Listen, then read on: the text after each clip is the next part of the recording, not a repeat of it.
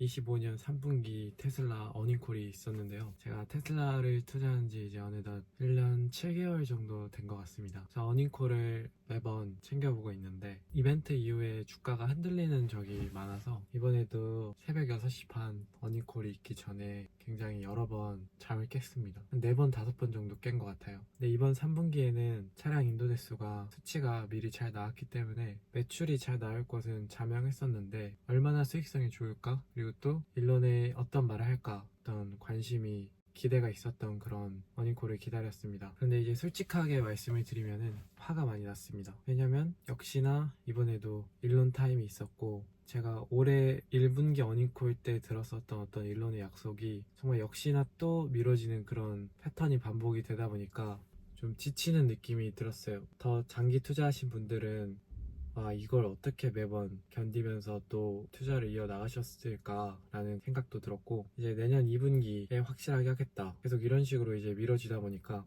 일론이 하려는 일들이 얼마나 혁신적이고 긴 시계열에서 봤을 때 3개월, 6개월의 연기가 그렇게 큰 지연이 아닐 수 있는 거는 맞지만 신뢰가 떨어지는 그런 모습들이 저는 너무 좀 보기가 좀 불편했습니다. 이제 11월 6일에 열리는 주주총회에서 보상안을 위해서 그래도 굉장히 노력을 할 거라는 생각이 있었고, 일론이 자신의 보상안 통과돼야 한다고 하는 근거들도 어닝콜에서 잠깐 나왔었는데 저는 솔직히 납득하기는 좀 어려운 것 같아요. 25%의 지분을 가져야만 가능한 것인가에 대한 의문. 그럴 거면 50%보다 넘어가는 지분을 가져야 되지 않을까, 25%로는 과연 충분할까, 이런 생각도 들고, 그 전에 지분을 파는 건 어쨌든 본인의 선택인데 이제 와서 주주들을 협박을 하는 듯한 느낌도 별로 좋진 않고요. 투자가 오래되고 이런 일이 반복되다 보니 개인적으로는 짜증이 좀 많이 났고 중간에 듣다가 그냥 껐어요. 사실 새로울 게 없고, 이게 매번 저는 이제 원문을 항상 듣고 나서 또 원문을 이제 매번 여러 번 읽었기 때문에 계속 같은 말의 반복입니다. 잘 될 거다, 계속 미래형이고 연기되고 이러다 보니까 이제는 진짜 좀 지치는 느낌이 좀 있더라고요.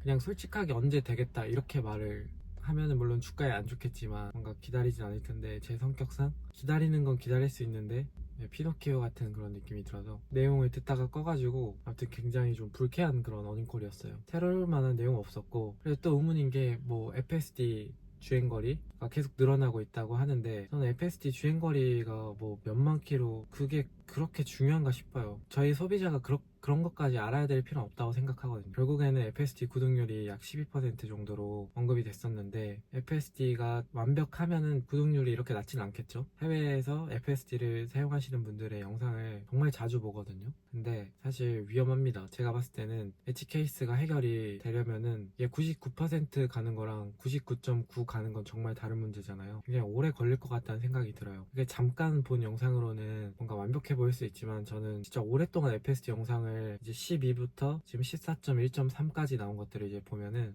아직 가야 할 길이 멀어 보이고, 지금 어닝콜에서 말했던 어떤 약속들이 저는 또 안 지켜질 거라고 봅니다. 그런데도 주가는 400불 위에 있다는 게 조금 신기하기도 하고, 왜 팔지 않아야 될까? 왜 나는 팔 수 없는 것일까? 비중을 조절해야 되는 것일까? 생각이 들게 되는 그런 어닝콜이었습니다. 어쨌든 이번 주말에 다시 어닝콜의 전문을 다시 읽어보고 내가 놓친 것이 없나 한번 살펴봐야겠다는 생각이 들어서 어닝콜을 읽고 다시 한번 영상을 찍어보려고 합니다. 전문을 읽어봤는데요, 생각해볼 만한 것들을 말씀드려보겠습니다. 첫째는 ESS입니다. AI 시대로 전환을 위해서는 엄청난 전기가 필요한데 발전소로 만들려면 시간이 너무 오래 걸리고, 또 전기를 사용하는 시간이 주로 낮에 많이 사용하고 밤에는 사용하지 않기 때문에 그 간극을 메워줄 수 있는 것이 ESS이다 라고 말했습니다. 테슬라에서 ESS가 당분간 이제 실적을 좀 뒷받쳐주는 그런 수비수 역할을 잘 해줄 것 같은데, 어려운 점으로는 LFP 배터리로 만들어야 되는 ESS가 관세 문제 때문에 마진에 대한 어떤 위험이 있고, ESS를 하는 그런 여러 기업들과의 어떤 경쟁이 증가되는 문제가 있죠. 물론 현재도 잘하고 있기 때문에 테슬라가 ESS에서도 압도적인 강점을 가질 것이라고 생각을 합니다. 다음 두 번째는 옵티머스에 대한 자신감이 굉장히 잘 드러났는데요, 옵티머스는 자동으로 되는 것이 아니고 굉장히 어려운 요소가 있음에도 불구하고 이 네 가지 요소를 갖춘 회사는 테슬라가 유일하기 때문에 잘할 수 있다고 했습니다. 첫 번째는 AI, 두 번째는 전기, ESS나 슈퍼차저 네트워크나 전기를 잘 다루는 기업이죠. 세 번째는 공학, 그 다음에 이거를 실제로 실험실 수준이 아닌 양산할 수 있는 생산 확대 능력이라고 합니다. 이런 것들을 다 갖춘 기업이 기업이 테슬라, 물론 테슬라도 아직 갖추지 않았고 많은 노력이 더 필요한 분야인데, 이런 네 가지를 갖춘다는 것은 굉장히 어렵기 때문에 일론 타임이 있다고 하더라도 테슬라를 팔지 않는 솔직한 이유일 것 같습니다. 세 번째인데요, 옵티머스를 어떻게 구체적으로 생산할 건지 시간을 이야기를 했습니다. 이걸 말씀드린 이유는 정말 얼마나 더 미뤄질지 이제 비교하기 위해서 영상에서 언급을 합니다. 26년 1분기에 공개 예정이라고 했고, 너무 현실적일 테니 실제로 로봇인지 확인하려면 쿡쿡 찔러봐야 한다고 했는데요. 이게 굉장히 불안하게 느껴졌어요. 뭔가 너무 희망에 찬 멘트 같은데, 제 생각에는 옵티머스가 정말 인간을 대체하기까지는 엄청나게 많은 시간이 걸릴 것 같고, 단순한 역할을 하면서 점점 발전하는 형태로 가도 충분히 많은 시장에서 많은 수익을 낼 수 있을 거라고 생각을 하거든요. 근데 내년 1분기에 공개되는 옵티머스 3세대가 실제로 로봇인지 확인할 정도로 그렇게 인간과 유사할 거라고는 절대 생각하지 않습니다. 다음 네 번째인데요, 옵티머스와 FSD로 빈곤이 없는 세상을 이야기를 하면서 지속 가능한 에너지에서 지속 가능한 풍요를 이야기를 했습니다. 동의하기 어렵고요. 옵티머스를 만들고 자율주행이 된다고 해서 과연 빈부격차가 없어질지는 잘 모르겠고요. 더구나 엄청난 보상안을 통과를 꾸려하는 일론 머스크 말에서 빈곤이 없는 세상이라는 게 너무 모순적이라고 생각이 들었습니다. 심지어 그 예시로 옵티머스 외과 의사가 나와서 아픈 사람을 치료해준다고 하는데, 외과 의사가 나오기까지 정말 얼마나 많은 시간이 걸릴지 모르겠는데 그 사이에 빈곤이 없어진다는 것은 공산주의처럼 들렸습니다. 지속 가능한 에너지는 현실성이 없는 것 같지 않은데, 지속 가능한 풍요, 특정 사람에게 해당되지 않을까요? 다음 5번, 오스틴 로보택시 운전자가 올해 말에 없을 것이라고 합니다. 이 말만 지켜도 좋을 것 같고요. 다른 주로 확장을 하고 오퍼레이터를 계속해서 뽑는 그런 뉴스가 나오는데, 그런 건 그냥 전부 다 소음이라고 생각을 하고, 결국에는 인간 운전자가 나오는 것이 큰 전환점이라고 생각을 합니다. 다음 6번인데요. 어팔로 공장에서 주거용 태양광 패널이 생산이 된다고 합니다. 성능뿐만 아니라 미약선을 강조한다고 하는데, 애플도 디자인을 굉장히 중시했는데 테슬라 역시 그런 부분에 있어서 애플의 그런 점을 따라가는 것 같습니다. 7번, 옵티머스 로봇 이야기를 하였습니다. 계속해서 로봇에 관한 이야기가 굉장히 많은데요. 손과 팔뚝을 만드는 것이 굉장히 어렵다고 하고, 손가락이 4개이고 엄지가 있는 것, 그리고 각각의 근육의 길이가 다른 것들을 이제 연구를 하면서 굉장히 놀란다라고 이야기를 했습니다. 또한 현재 공급망이 없기 때문에 공급망을 만드는 것이 너무 오래 걸린다고 해서 과연 내년에 생산이 가능한 건지 아닌지, 뭔가 너무 긍정적인 말이 나왔다가 다시 뭐 너무 어렵다 이런 말이 나오니까 이게 어느 장단인지 잘 모르겠어요. 기존 전기차 같은 경우는 배터리와 같은 어떤 공급망이 있었잖아요. 근데 이제 옵티머스는 다른 문제니까 굉장히 오랜 시간이 걸릴 것 같고, 또 테슬라가 공급망을 한번 뚫어 놓으면은 또 후발주자들 피규어 AI나 유니트리나 그런 기업들도 어쨌든 테슬라가 뚫어놓은 공급망을 활용을 해서 더 빠르게 추격을 하지 않을까라는 염려도 들었습니다. 8번에서는 로봇 군대 이야기를 했는데요. 통제가 아닌 강한 영향력이 필요하다고 했습니다. 왜 이게 25%일까 좀 의아했었거든요. 많이 걱정되면은 50% 이상 가져가는 게 좋잖아요. 근데 이제 뒤 이야기에 나오는데, 만약에 자기가 본인이 미치게 되면은 그때는 쫓아낼 수 있을 정도로 그 정도 의결권이 필요하다고 했는데, 모르겠습니다. 저는 뭐 강한 영향력을 일론에게 주기 위해서 보상안에 찬성해야 된다는 건 아니고, 제가 보상안에 찬성하는 이유는 일론이 보상하는 대로 주식을 받을 때 어쨌든 주주들에게도 엄청난 이익이 돌아가기 때문에 동의하는 것이지, 일론이 통제력을 갖든 통제를 갖지 않든 그거는 저는 그렇게 중요한 문제는 아니라고 생각을 해요. 일론이 여기까지 테슬라를 키운 것은 맞지만 결국에는 테슬라는 남고 일론은 어쨌든 언젠가는 CEO 자리에서 물러날 거라고 생각을 하거든요. 어쨌든 주주들이 돈을 많이 벌면서 동시에 일론도 그 이상으로 돈 많은 것들을 가져가는 것이기 때문에 동의를 한다고 저는 투표를 합니다. 그런 이유 때문에. 다음 10번인데요. 세미트럭이 26년 1분기에 온라인 빌드업이 된다고 했고 공개되는 것 같고, 2분기에 램프업이 되고 연말에 도로에 나온다고 했습니다. 세미트럭 공장을 이제 드론으로 이제 매일 촬영해 주시는 어떤 미국계 유튜버 분이 계시거든요. 제가 이제 그거를 계속 보는데, 그분 말씀에 따르면은 진척이 좀 느리게 되는 것 같다고 했는데, 역시나 또 내년으로 미뤄져서 좀 아쉬운 것 같고요. 그 다음에 11번, 300만 대가 언제까지 생산이 될 수 있을 것이냐 물어봤는데 24개월 이내에 달성될 수 있을 것이라고 했습니다. 현재 약 200만 대라고 생각을 하면 2년 내에 100만 대를 채운다는 것인데, 기존 차량으로는 더 추가하기는 어려울 것 같고, 사이버캡이나 세미트럭으로 채워야 될 텐데, 뭐 세미트럭이 100만 대 정도는 더 안 팔릴 거 아니에요? 그럼 결국에 이제 사이버캡이 나와야 되는데, 12번, 사이버캡은 26년 2분기에 생산이 시작이 된다고 합니다. 만약 사이버캡이 정말 생산이 시작이 되고 양산이 된다면 100만 대 충분히 가능할 거라고 생각을 하고요. 13번에서 이제 옵티머스의 공학 설계와 제조가 반복이 된다 필요하다 이야기를 했습니다. 옵티머스 2의 경우는 설계를 했는데 설계가 너무 복잡하다 보니까 제조 과정이 너무 어려워서 이제 옵티머스 3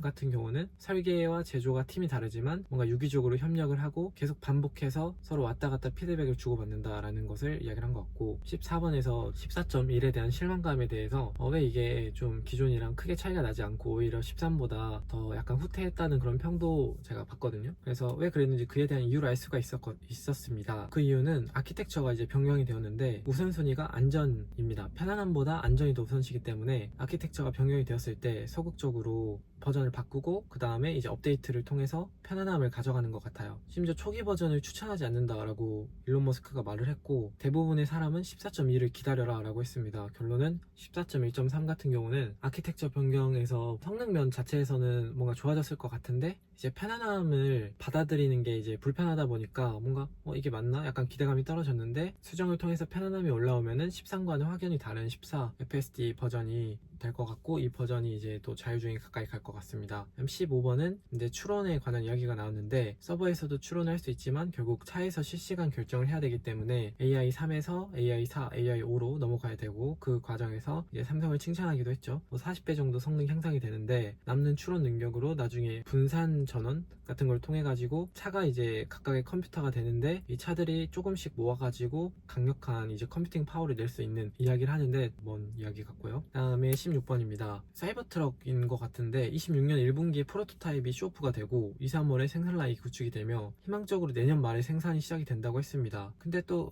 그전에는 사이버캡이 26년 2분기에 생산이 시작이 된다고 했거든요. 여기서 말하는 거는 양산이겠죠? 생산을 한다는 건지 그냥 프로토타입을 보여주는 건지. 그래서 읽으면서도 정확하게 사이버캡이 정말 내년 말에 생산이 시작이 될까? 그런 의문이 들었습니다. 다음 17번인데요. ISS 의결권 자문사에서 일론에게 막대한 보상을 주는 것을 반대를 하도록 권고를 했었죠. 의결권 자문사 입장에서는 당연히 주식이 해석이 되기 때문에 제가 ISS 자문사라고 해도 그런 결정을 내릴 수밖에 없겠다라고 저는 판단을 했는데, 이거에 대해서 왜 이렇게 강력하게 비판을 했을까 했는데, 그 이유가 이제 인덱스와 패시브 펀드가 차지하는 자금이 되게 많잖아요. 인덱스 펀드와 패시브 펀드가 의결권 자문사의 권고를 따라서 안건에 투표를 하기 때문에 그거에 대해서 이제 비판을 하는 것 같고, 그 다음에 이제 18번 마지막인데요. 주주에게 상당한 이익이 돌아간다. 그러니까 일론이 보상안을 가져갈 수 있도록 동의를 해달라라고 계속 강조를 했습니다. 전체적으로 다시 요약을 하면은 엄청 희망차고 옵티머스에 관한 이야기가 많고, 일론 머스크의 보상안에 대해서 동의를 해달라라는 내용이 많이 느낌이 들었고, 새로 알게 된 부분보다 기존에 알려진 어떤 테슬라의 프로젝트들이 주를 이루었고, 과연 이것이 타임라인대로 이루어질 것인가 잘 모르겠어요. 이제 주주총회가 11월 6일에 있는데 그게 얼만큼 주가에 영향을 미칠지 또 지켜봐야 하겠지만, 사실 가장 큰 걱정은 이제 4분기부터 보조금이 이제 폐지가 되기 때문에 지금 스탠다드 Y와 3으로 과연 이 커버가 될까, 그 정도 가격 차이로 커버가 안 될 거라고 생각을 하거든요. 그래서 4분기에 어떤 재무제표와 생산량, 인도 대수 그런 게 굉장히 안 좋아질 것이고, 어떤 일론이 말한 타임라인들이 잘 안 지켜질 것이기 때문에 당분간은 호재가 없어 보입니다. 옵티머스 3가 공개가 된다고 하고 그래도 그게 양산까지 이어지는 데는 시간이 많이 걸리기 때문에 팔고 다시 또 기회가 있을 것이라는 생각도 들어요. 주가는 예측할 수는 없지만 제가 이제 워낙 비중이 테슬라에 크기 때문에 이 비중을 어떻게 해야 될까에 관한 거는 조금 더 고민이 필요할 것 같아요. 희망찬 주주총회보다는 건조하더라도 이제는 좀 보여줬으면 하는 마음이 드는 그런 주주총회였던 것 같습니다. 고민을 해봐야겠어요. 어떻게 해야 될지. 감사합니다.